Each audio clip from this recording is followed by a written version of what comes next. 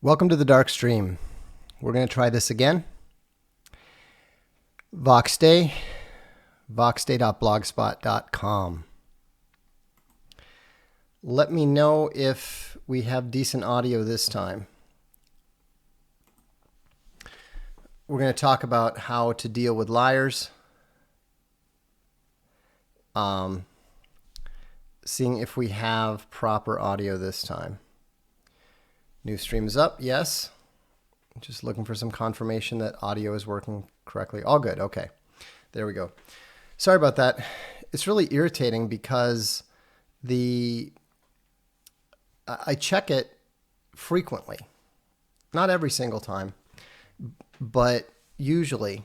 So of course, it figures, the one time when I just fire it up and roll it out, then the robots interfere. So anyhow, tonight we're going to talk about how to deal with lawyers or with liars. Freudian slip there. I've actually been, it's something that I've been literally dealing with the last 2 days because I'm working on the arbitration in against Indiegogo. And it's really kind of amazing to see how shamelessly people are willing to lie. How they will come up with any rationale they can to try to justify their position, to defend their position, to convince you that what you see, what you believe is not true. And so, and there's different kinds of liars, and you have to be aware of what type of liar they are if you're going to deal with them. Like, for example, it's pretty normal for most people in general, and women especially, to lie about sex. They can be generally truthful otherwise, but they will just lie without even blinking about it. And so you need to be aware of that, and not let it affect your perception of their truthfulness in other matters. There's some people who are always a bit shady when it comes to money. They'll always keep the change. They'll always shortchange you. And so it's always important to understand when you're dealing with a situational liar, or whether you're dealing with someone who lies habitually, or who lies for psychological reasons. So Brandon Brophy says, what's the point of lying about sex? It's because women know that it affects their relationships with the men that they're with, and so they have this very, very strong tendency to minimize their past relationships. And so it can be about anything. It can be about anything. And I mean, I've found that if you just don't say anything, typically, and you have a decent memory, you'll find out all kinds of stuff down the road. And there's really no point in calling them on it. None whatsoever. But it's also important for you to understand that is the way that they normally behave, in case you run into a situation where it might actually have an impact on, on your life, on your relationships and so forth. But like I said, situational liars are fundamentally and functionally different than psychological and habitual liars. They're not as serious. You can trust a situational liar when it's not the situation that they tend to lie in. That's important to understand, because a lot of people have this tendency to say, well, a liar's a liar and you can't believe anything they say. It's not the case. It's just not true. And so, and it's not about what you prefer. People are not going to tell you the truth, even if you are, totally accepting of X, Y, or Z or that sort of stuff. It's not about you. It's about them. And that's why I'm saying it's important to understand why the other person is lying, so that you can make a decision about whether you can trust them with regards to other things. I don't care that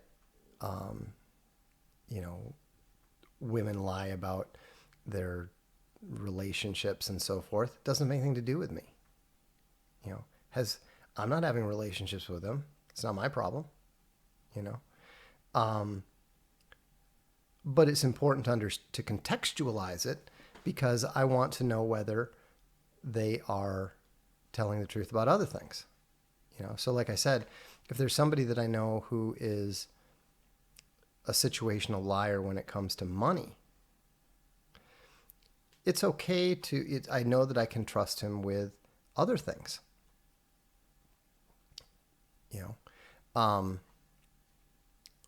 And there's also a difference in the quality of lying.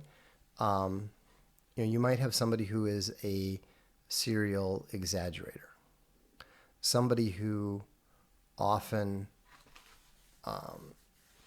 likes to inflate their how they're perceived. So maybe they'll make themselves the center of the story when in reality they were only an eyewitness. Or sometimes people will do the opposite. I don't think people realize how often somebody who is a good storyteller will actually minimize themselves, or maybe even claim that something happened to them happened to somebody else, just in order to allow the story to attract the attention, rather than cause people to think that they are talking themselves up. So, it's. I mean, it'd be nice to say, I try to avoid all liars as much as possible. Well, that's probably not going to happen. That's probably not going to be possible, because so many people have so many different reasons to lie about different things.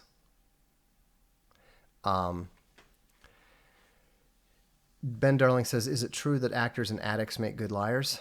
I don't think addicts make particularly good liars, but I think that actors do. Sing Along Bear has a good question. Is it bad to exaggerate details when telling a story? No, because the whole point is the enjoyment that people get out of the story. When you're looking at the enjoyment that people are getting out of the story, here's one of my pet peeves. In fact, this is something that you should always avoid doing. If somebody else is telling a story do not ever correct them. Nobody cares. They're listening to the story for entertainment. There is no reason whatsoever to jump in. Husbands and wives can be amazingly bad about that. They leap in to correct the details, or make sure that the person telling the story isn't exaggerating. Nobody cares. They just want to enjoy themselves, hear a good story. And so, if somebody asks you, if somebody asks you, hey, was it 2015 or was it 2014 when they're telling the story? Yeah, then you can go ahead and say, yeah, this is it was 2015. If they ask you for correcting some details, go ahead and help them out, but don't offer and do not jump into someone else's story. What I like to do, it's kind of funny. What I like to do when someone jumps in when I'm telling a story is I just stop. I'll be telling the story and then someone will jump in to correct me, and then I just stop. And it's kind of funny because they're usually not ready, and often they don't know the story that well enough to tell it. And so it's always amusing to just leave them hanging there. And usually, people will learn to stop doing that because they don't like the fact that it embarrasses them. It makes them look bad. So,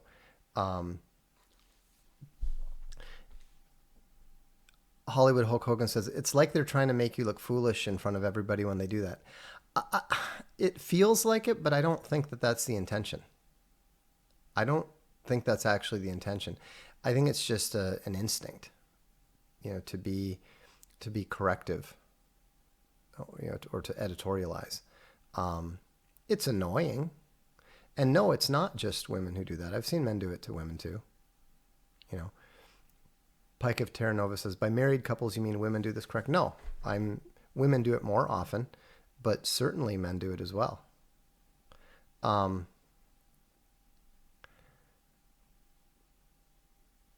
Let's see.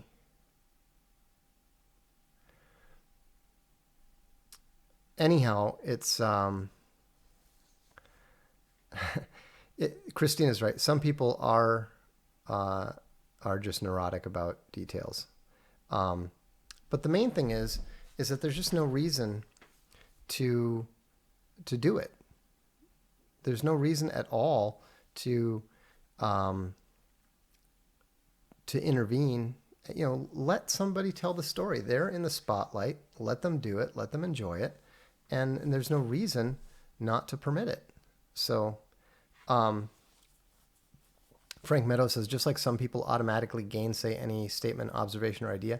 Yeah, that's a good point. I actually, I know a couple people that have been prone to that in the past. My usual way of dealing with that is to set them up, is to just start saying things that are more and more obviously true until they get to the point where they are, because they're so mindlessly reactive, they'll start arguing things about how it's not dark outside, or the grass is not green. That's probably a little bit Machiavellian and cruel of me, but then I'm Machiavellian and I have a cruel streak. So, and plus it just pisses me off. There's no reason to be needlessly contradictory. And so if you're going to get pedantic and needlessly contradictory with me, I'm going to hang you with it. Um, Akram says the worst are the people who have to top your story. I don't mind that as much. I mean, sometimes that can be kind of funny, I think. Um, but yeah, there's also Jilly Bear says my only sibling brother has been a pathological liar since I've known him. No, that's really true. I mean, you know, I once lived with somebody who was a pathological liar, and those are the people that are really slightly disturbing because they lie so with such self-belief that it makes you almost believe them. I'll give you an example. Um, you know, I tend to dress very plainly.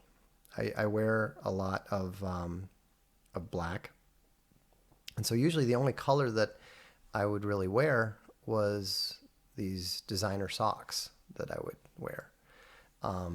It's the only color I would let my mother, get me. So I had all these socks with the Mona Lisa painting and Monet, and they're these cool black socks, but with stuff painted on them. I mean, they weren't actually painted, but it was, but they're very distinctive. I mean, literally nobody had socks like these at my university. And so one day I went into my room and I didn't have any socks. I'm like, what the heck? And so I went into the next room and opened up the sock drawer in that room, and there were my socks, all of them.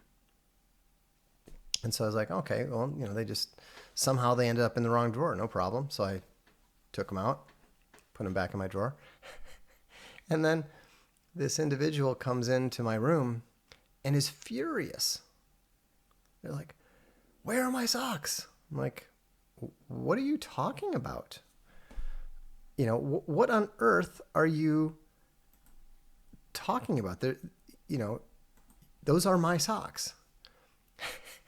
And he was I mean, he had me almost convinced that they were my. I actually had to go and check, and I remember one of them had like a bit of a tear or something, and I went and checked just to be sure. I was like, well, maybe he did have the same socks that I. And it's like, no, they are clearly my socks, and yet he was absolutely 100% convincing in the way that he was arguing that I had stolen his socks. It was, I mean, that's when I realized, okay, this person has a functional problem with the truth. I mean, they just don't have a normal relationship with the truth. And so, and that's when you're dealing with somebody who is somewhat psychopathic. They simply don't have any empathy. And that's when you run into problems. That's when you run into issues with people where they will tell you things that it's such a big lie that you can't believe it's real. You're like, why? How could anyone possibly lie about that? And that's when you're dealing with somebody who is that you cannot trust about anything. That's why I would never ever trust someone like Jordan Peterson. Jordan Peterson is a habitual liar. He even admits to being a habitual liar. He admits to being a habitual liar in order to try to deceive you. It's just, there's just this, when you're dealing with pathological liars, when you're dealing with and pathological liars are not necessarily psychopaths. Psychopaths are pathological liars, but the one is a subset of the other. And so, no, no, it was not a black guy. But I'll give you another example of just this sort of shameless lying. Um, this is what I call the grifter type. Um, they, in my experience, they've mostly been black, but I think that they come, and they're usually men, but they can come in any shape and size. Um, and it's just crazy. Um, there's this young guy. He was the roommate of one of my younger brothers. Um, Really charming, friendly black guy, and it was it was funny because he was one of those guys that made you feel like he was one of your best friends, like the second time you met him. I mean, whenever you would see him, it'd be like, hey, and fancy handshakes and bro hugs and just like genuinely delighted to see you and that sort of thing. And he was in college with my brother, and he was talking about how much he loved arcade games. And at the time, I was Pocket Books was talking to me about doing a encyclopedia of computer and arcade games. Back at that time, it was still possible to do that. There were several thousand games out there, not tens of thousands, so it was possible. And because of all the emulators, the MAME emulators, it was possible to um, it was possible to seriously think about getting screenshots for all these thousands of arcade games, just have little descriptions of it, that sort of thing. And so, I didn't really have time to grab all the screenshots, but I thought, hey, I know it'll work. I will. I'll pay this guy to take all the screenshots, like 3,000 screenshots, and then I'll write the reviews. We'll turn the book in. Everything will be good. So I asked him about this because he's had been talking about how much he loved arcade games. I said, well, hey, what if I gave you a computer with the emulator and all the arcade software on it, and you can have it, and I'll pay you for the screenshots, and all I need you to do is fire up MAME and take all these screenshots. And he was so excited. I mean, he was like, was practically crying. He was so happy. He was like, gives me a hug.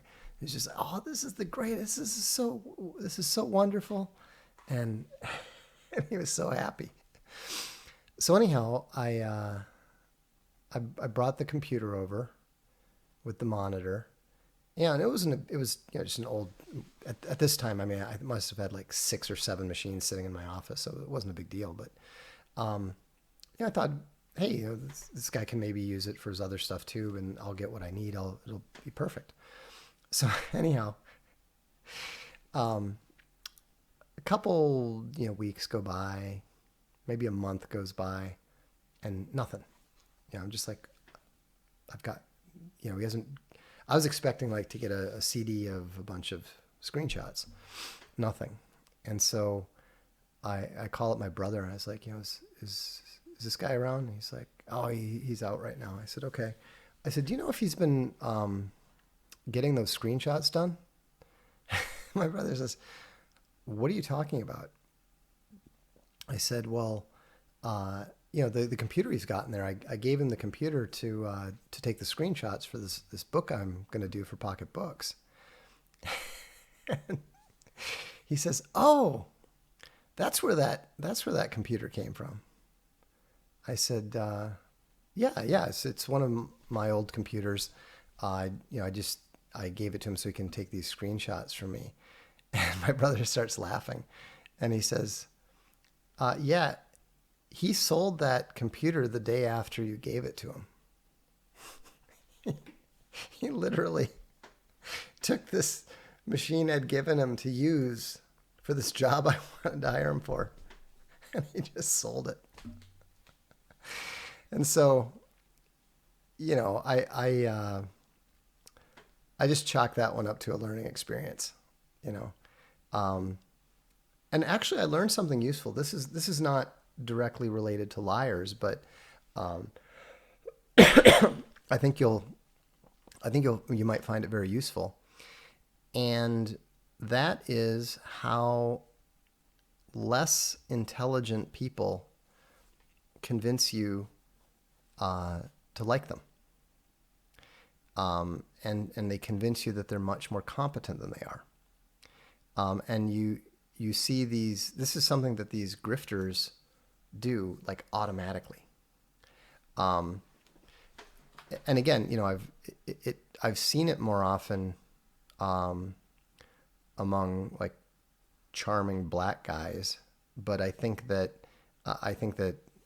um, you know, anyone who has a certain amount of charm can get away with it. And um, so what was interesting was that uh, whenever you see somebody mirroring what you've said, whenever you see somebody um, just adding on to what you said without actually adding any new information, it's a common technique that's used by these grifters to convince you that uh, they're more competent than they are. So I was pointing this out to my kids once. We were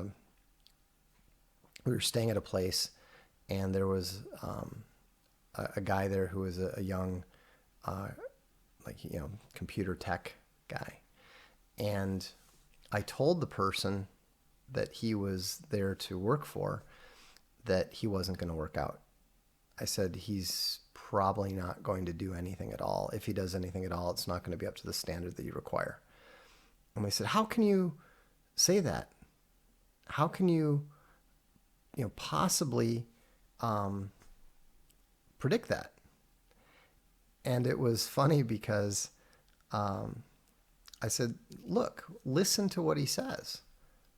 And you know, like he would say things like, uh, if somebody would say, "Oh man, you know, Frank's a good guy, but he really he's always late." And this guy would say, "Oh yeah, Frank, he's the worst. He's always late. The last time the last time we were doing stuff, he was so late I couldn't even believe it." And it sounds like he was saying something. Um, but he wasn't actually saying anything. And everything that he said was working off of a cue that he had been provided by somebody else. And so whenever you see that, um, you know that you're dealing with a grifter.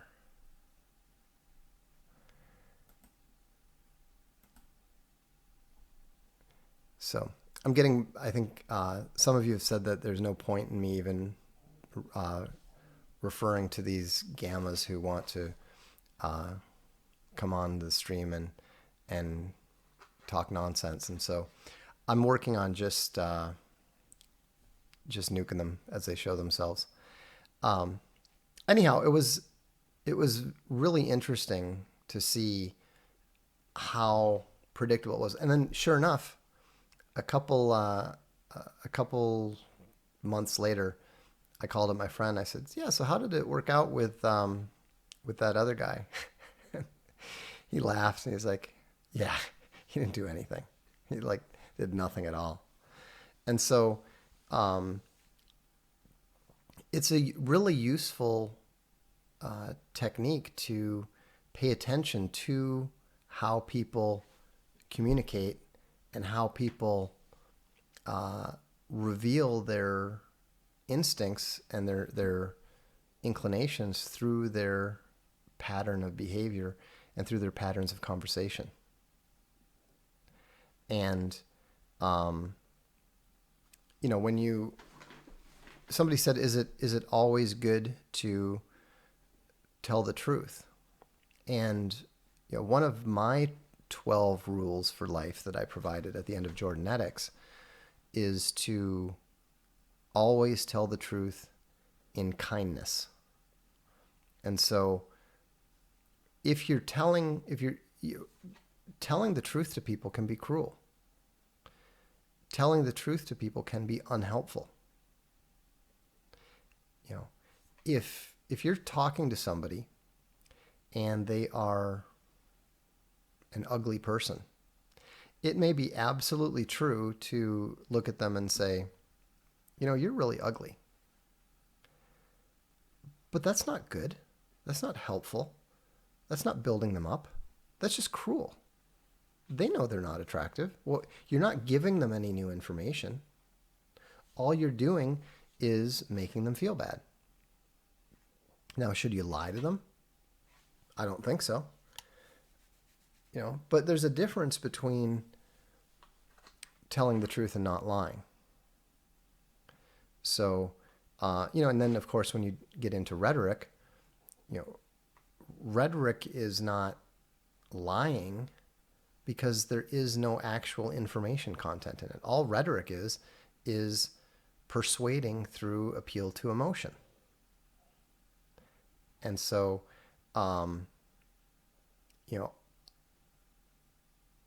Desiree Graff says, is lying by omission better than lying if the truth would be pointlessly hurtful? I think so, yeah. I certainly think so. But the most important thing about the truth, it's kind of funny to me that whenever people talk about the truth, they always think about it in terms of lying to other people. But the most important aspect of it is whether you tell the truth to yourself. Are you honest with why you didn't get something done? With yourself? Do you admit to yourself why you failed, why you made a mistake, why you fell short of your standards for yourself?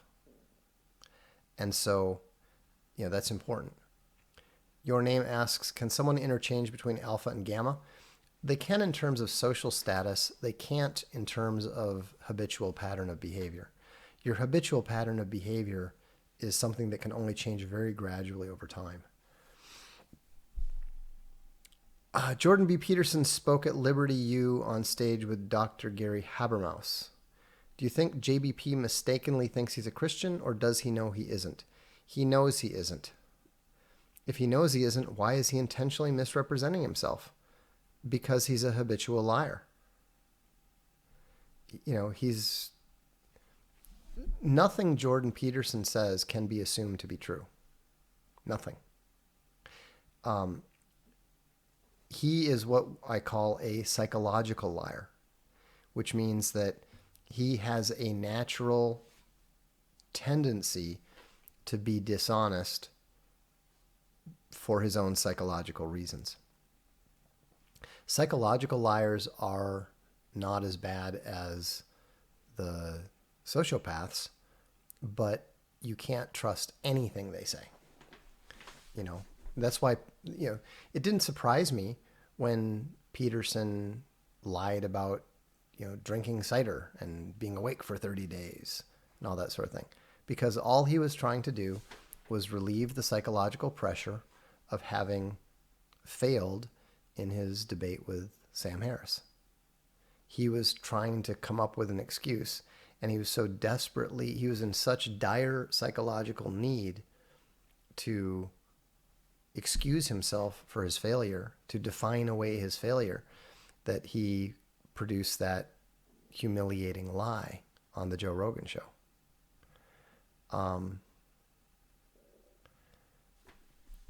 How much stock would you put in those first impressions and the reliability of instinct? Depends on the person. I trust Space Bunny's ability to identify crazy women implicitly.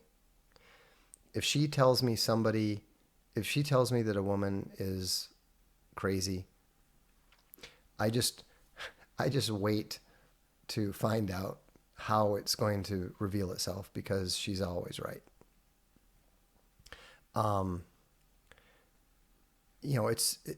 but there's other people whose instincts are so bad that, the mere fact that they think somebody's okay is enough to make me suspicious of the person. And so it just completely, some people have very good instincts. Other people have very bad instincts. Most of us fall somewhere in between. You know, I tend to be a little bit,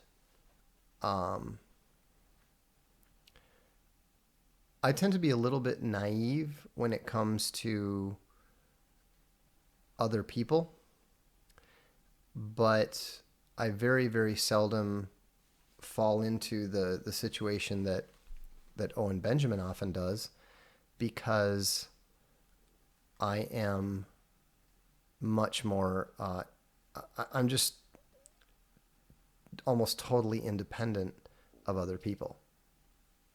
And so my natural tendency is just to assume that they're probably good. They probably have, good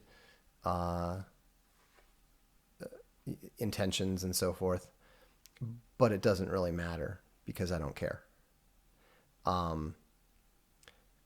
Space Bunny tends to be a lot more suspicious than I am, and and she's often correct, especially when it comes with has to do with women.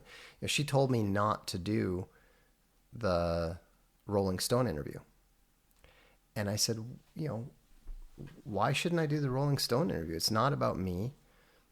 The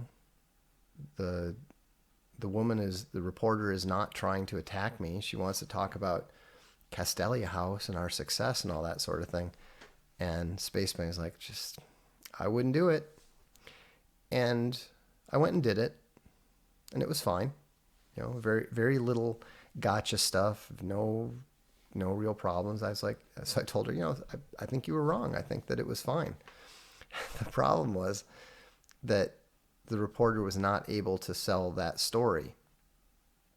So then she went and teamed up with NPR and tried to turn it into a hit piece about me and Arkhaven Comics and Chuck Dixon. Now, by that time, I had wised up. I didn't talk to them. And so, but what they did is they used what little bits they could of a 3-hour interview. And I think they got like 2 half sentences out of it. So, fortunately, Space Bunny had put me enough on my guard that I didn't allow myself to go down any tangents that could have been and would have been used against me. And now I just simply don't talk to the media. I don't do interviews. I don't do new media. It's not worth it to me. If I'm going to talk to people, I'll talk to people here. We've got unauthorized, we've got the blog and so forth. There's just no point in, it's actually kind of funny. Everything that you do and everything that you say is going to be used against you these days. You have to know that. You have to be aware of that. And so, in fact, a lot of you that leave comments, I'm a little bit surprised that you put the kind of comments you do out there, because they will get used against you.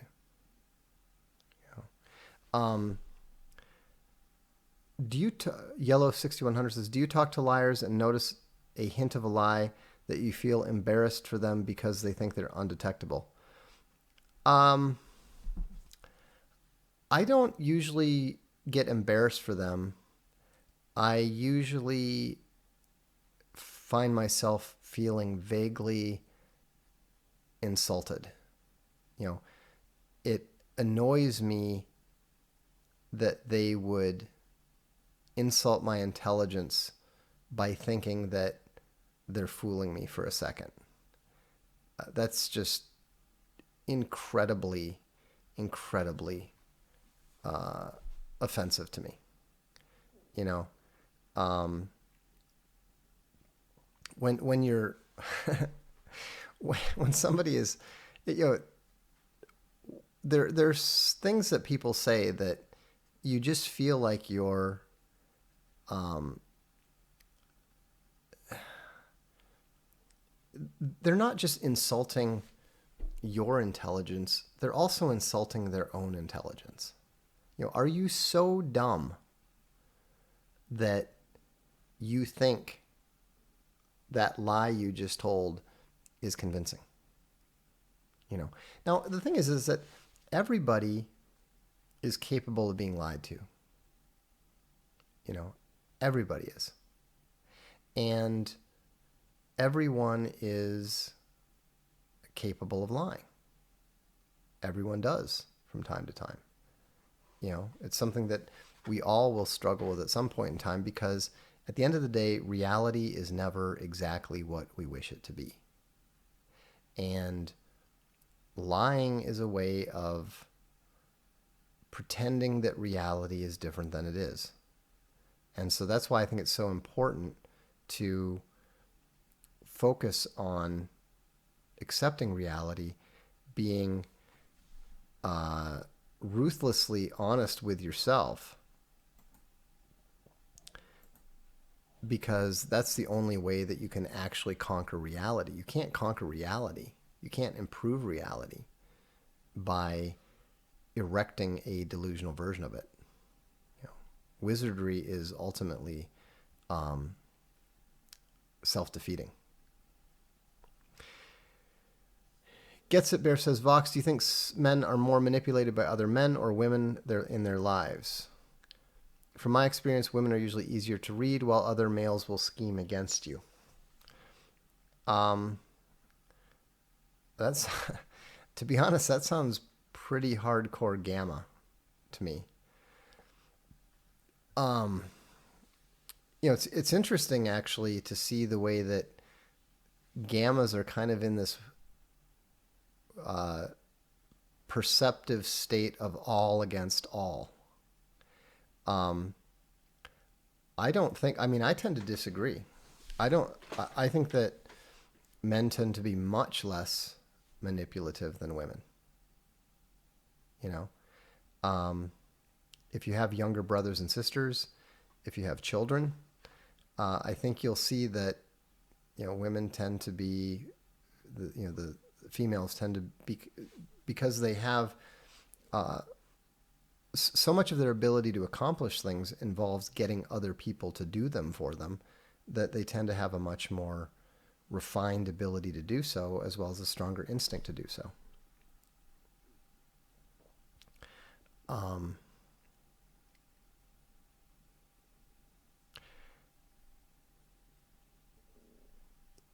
Let's see.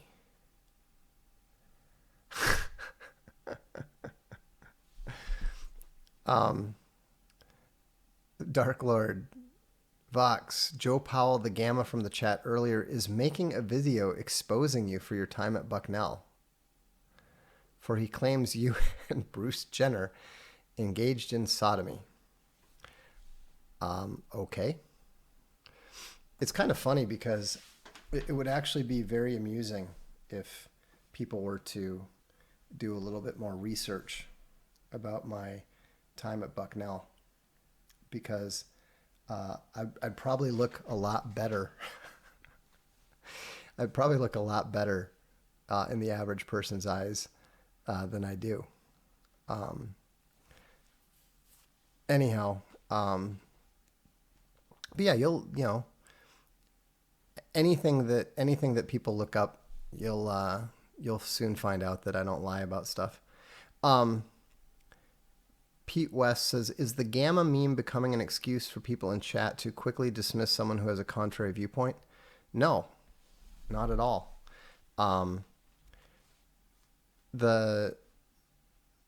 Think about it. there's 5 types of men in the hierarchy. If there's 1,000 people watching, then we're dealing with probably scores, if not hundreds, of gammas watching. Okay? And so, um, and gammas are much more likely than others to need to have something to say, to take issue with something, to come up with a comment, that sort of thing. And so, um, people are, it doesn't mean that people are always going to be correct.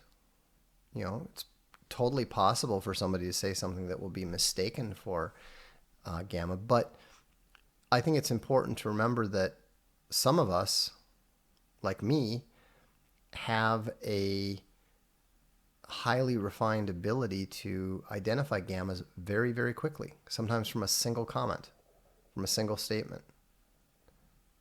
Just because you've seen it so many times. And once you start seeing it, you can't not see it. You can't not recognize it. It's like not recognizing the color magenta once you know what magenta is.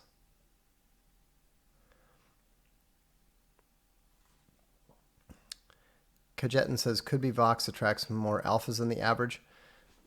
It's possible, but I think that's probably unlikely. Darcy S gets it right. Try not to overanalyze your own sociosexual status. Again, it's not really about you. It's about how you are able to read, understand, and anticipate the actions of others. Are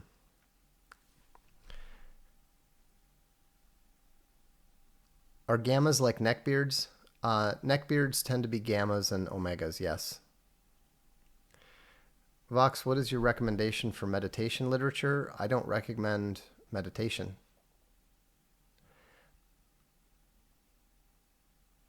Vox, were you aware there's a social sexual hierarchy quiz that asks questions and your name is in one of them? No, but I'm not surprised. It's the kind of thing that I think lends itself to those sort of little quizzes.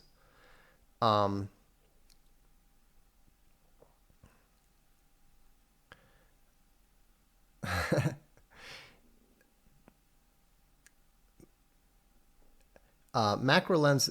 Well, actually, this is an interesting case. Macro lens says, I always imagine Alan Alda as an archetypical gamma. I can't stand him. Alan Alda is not a real, or his Hawkeye character that he essentially plays in the various movies and stuff that he was in. He is what I would call gamma wish fulfillment.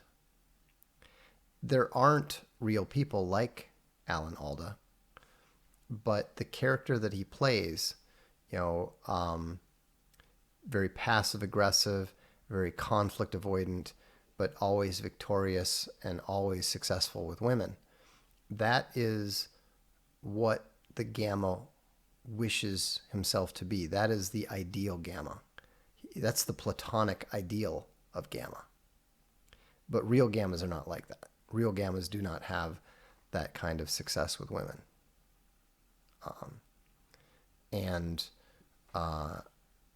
Kavoth is another example. Kavoth from Patrick Rothfuss's In the Name of the Rose, or Name of the Wind. There's a lot of gamma wish fulfillment in fantasy novels these days.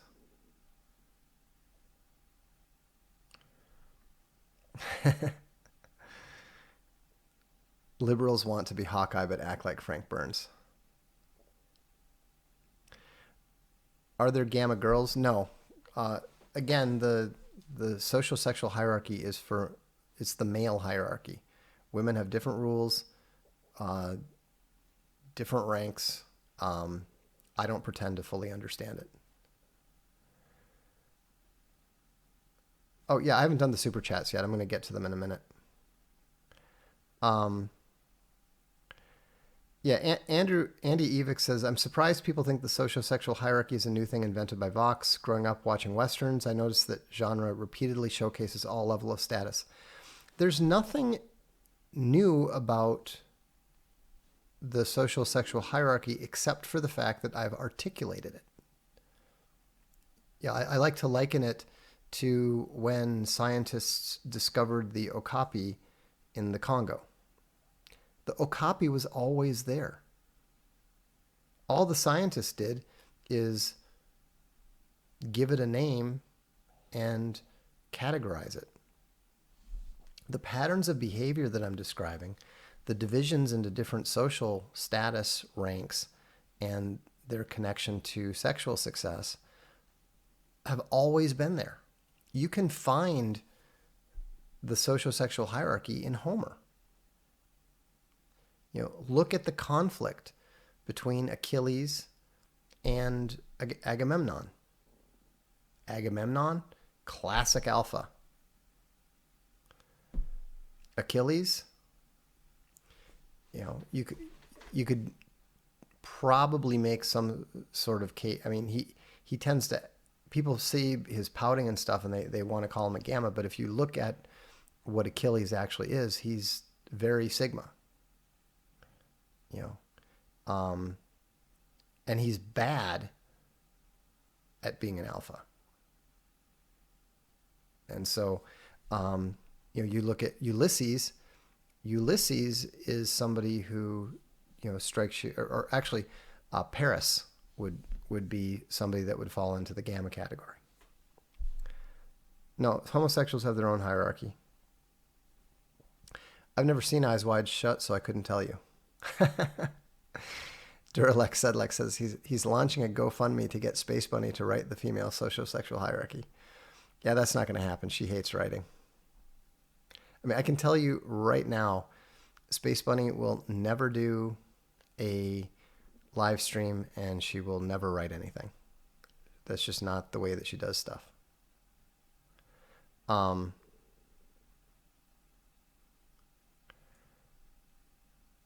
What's the ratio between the various ranks in the social-sexual hierarchy? There's like 1 alpha, 2 bravos, 10 deltas, 3 gammas, 2 omegas. I would say that's kind of how I would generally break it down.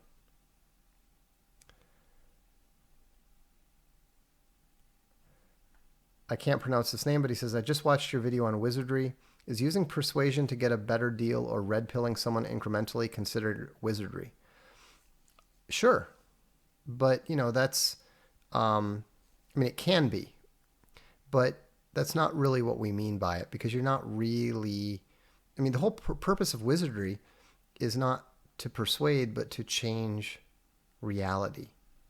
Are you trying to change reality? No, you're trying to convince the person to better accept reality. So you could call it wizardry, but I wouldn't. I would consider it rhetoric.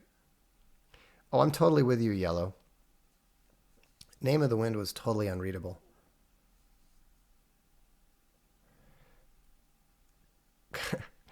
Crown City Christian, don't mute other views. Absolutely, I will mute other views. This is not a channel for open debate. Dwight Schrute, The Office, is definitely gamma. Have you ever decked a gamma? Not to my knowledge. I probably have. I'm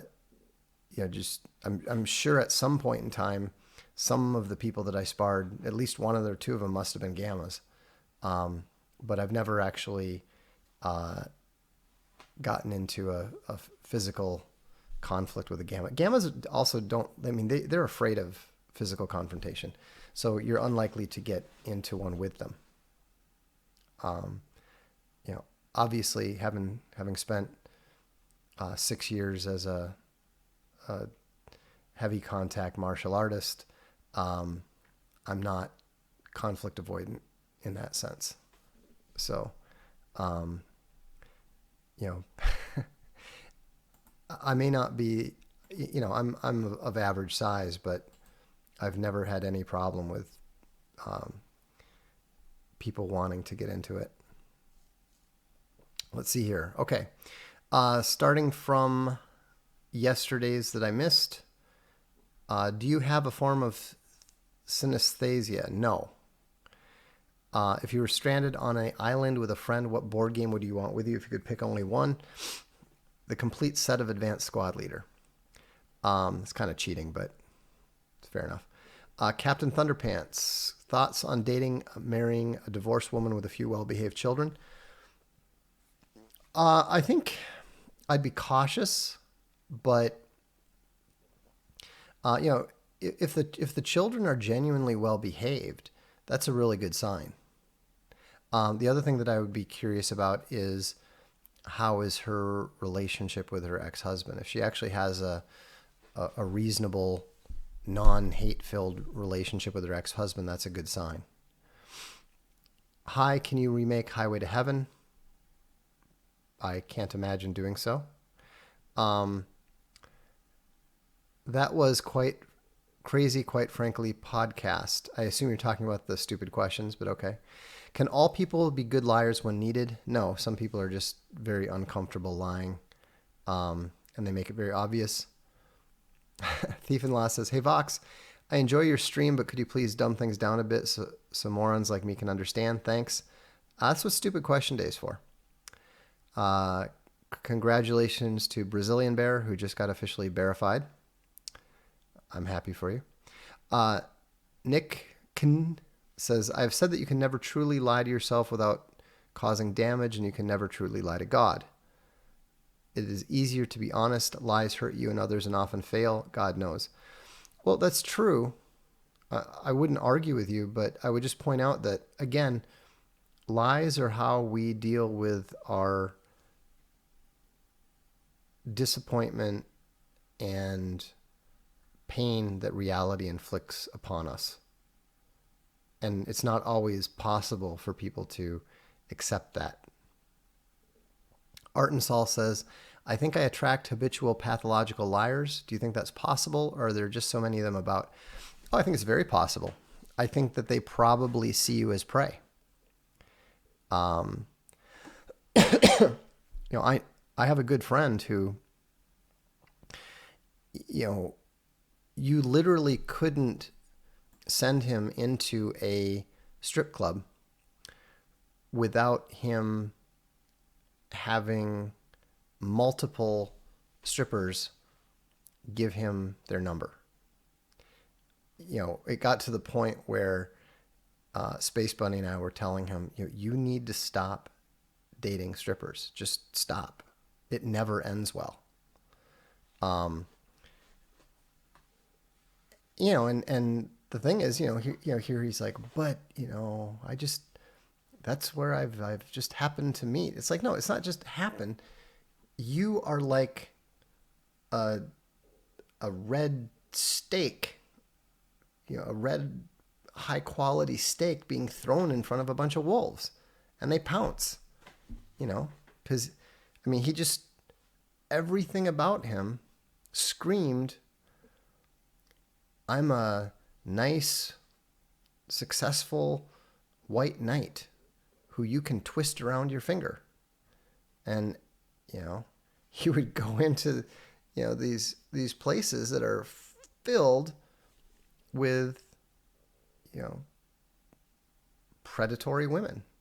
And so if you find yourself attracting habitual pathological liars, you need to look at your own behavior. You need to look at how am I sending out prey signals that is causing all these predators to be attracted to me? Because I can guarantee you the exact opposite is true of me.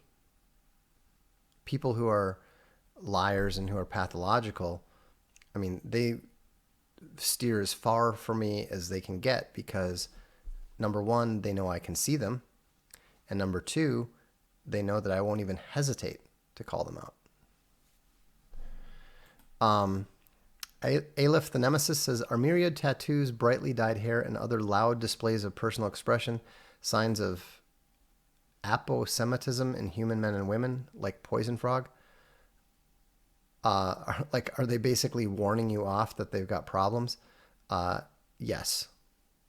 I mean, anytime you see that kind of behavior, especially in a attractive individual, it's because they are attempting to deal with character flaws, whether it's insecurities or shame or abuse or something.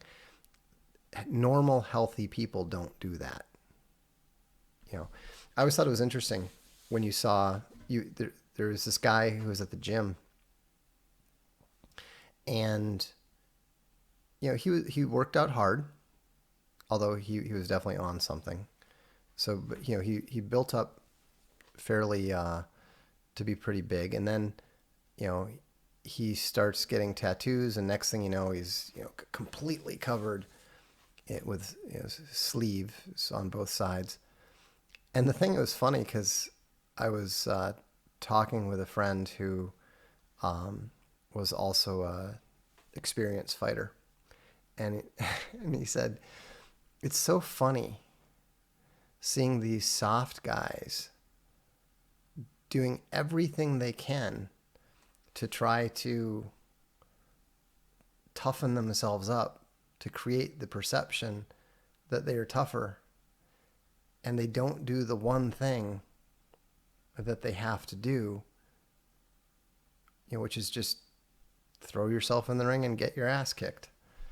And it was funny because the guy he was just a fundamentally soft guy, and he clearly hated that about himself, and so he created this whole impression, physical. If you just saw it, it's kind of funny because if you saw him versus me or my friend, you would think, wow, that's the guy you gotta watch out for. But the thing is, you just had to meet his eyes, and you could see that he was just this weak, soft, conflict avoidant person. Nice guy. I mean, I liked him fine, but I had no doubt whatsoever that if you punched him in the face, he would just crumble and probably cry. That's one of the things that I do like about weightlifting, and it's something that I did like about the contact martial arts, is that you can't hide from anybody. You can't hide from yourself, and you definitely can't hide from the other guy in the ring. They see your courage or your lack of it. They see your fear. They see, if you really, really want to get to know someone intimately, go spar 6 rounds in a ring with them. You will know everything you need to know about that individual. Sam Sutherland says, I knew a girl who was a compulsive liar. She tried coming on to me and I ran for the hills. No, thank you. Well, that's smart. Unfortunately, we don't always have that level of common sense. We'd all be better off if we did. But if Trump knows about the mainstream media, why not executive order Smith-Munt? I have no idea. I don't know why the God Emperor doesn't take more action than he does.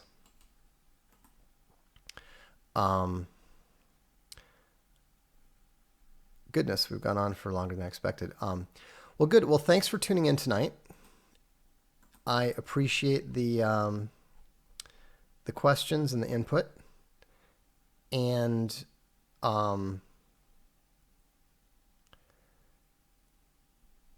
let's see.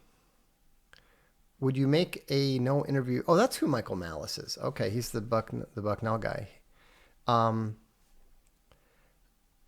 Maybe I'll interview him. I'm just saying I don't do interviews on other people's.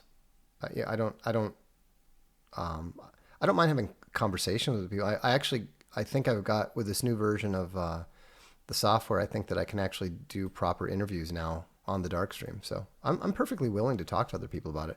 I just don't want to show up for. I just don't want to show up and do interviews and end up getting myself in trouble. So, anyhow, that's all for tonight. Have a good evening. I hope this has helped you understand how to deal with liars a little bit better. But this is the Darkstream. I'm Vox Day.